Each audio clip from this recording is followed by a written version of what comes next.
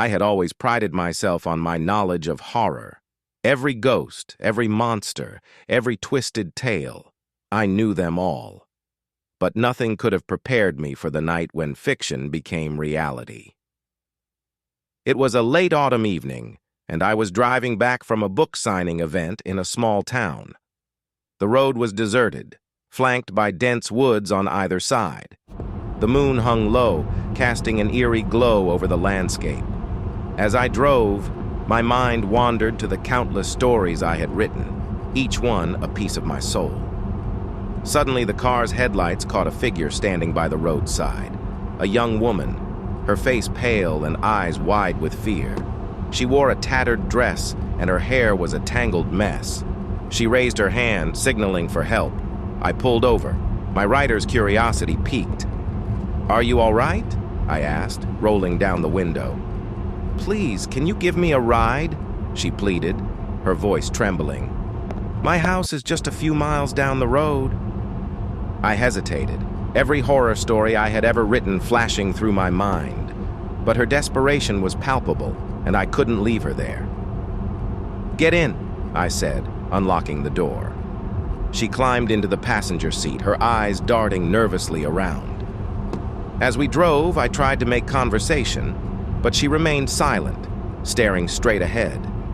After a few minutes, the car's engine began to sputter, and the headlights flickered. "Not now," I muttered, pulling over to the side of the road. "We'll have to walk," I said, turning to the girl. "Can you show me the way to your house?" She nodded and led me into the forest. The trees loomed overhead, their branches like skeletal fingers reaching for us. The path was narrow and overgrown, and the darkness seemed to close in around us. Finally, we reached a clearing where an old, decrepit house stood. The windows were shattered, and the door hung ajar. "This is your house?" I asked, incredulous. She nodded and pushed open the door. Inside, the air was thick with the smell of rot. The floorboards creaked under our weight, and shadows danced on the walls. She led me to a small room at the back of the house. "Wait here," she said, her voice barely a whisper. She disappeared into the darkness, leaving me alone. Minutes passed, and the silence grew oppressive. I felt a chill run down my spine, and every instinct screamed at me to leave.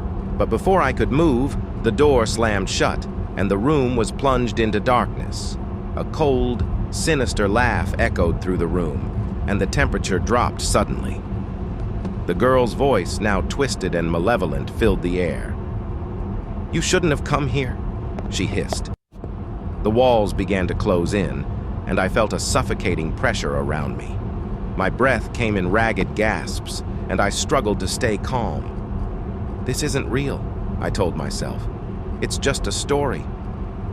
But the darkness was relentless, and the girl's laughter grew louder, more mocking. I could feel my sanity slipping away, and I knew I had to escape. Summoning every ounce of strength, I pushed against the walls, but they wouldn't budge. Just when I thought I would be crushed, the pressure suddenly released, and I fell to the floor, gasping for air.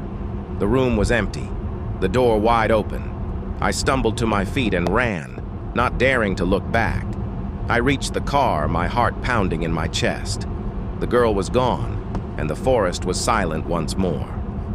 As I drove away, I couldn't shake the feeling that I had just lived through one of my own stories, and I knew that no matter how many tales I wrote, nothing would ever compare to the terror of that night.